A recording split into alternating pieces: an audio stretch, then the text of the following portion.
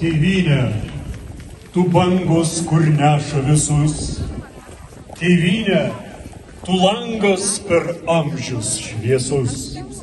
Tu kalnas pražydęs nuo mūsų kančių. Tu bokštas iškilęs virš mūsų vilčių. Giesmė prakilnioji gimimo varpų.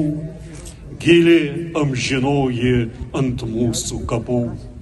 Ir vakar, ir šiandien, minty ir darbe, švenčiausiųjų šventė gražiausia kalba.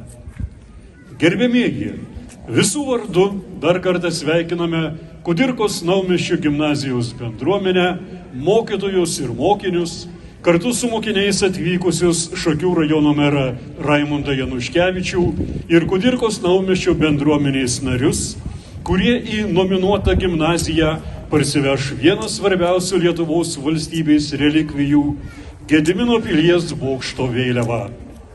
Ceremonijoje dalyvavo Lietuvos kariuomenės garbės sargybos kuopos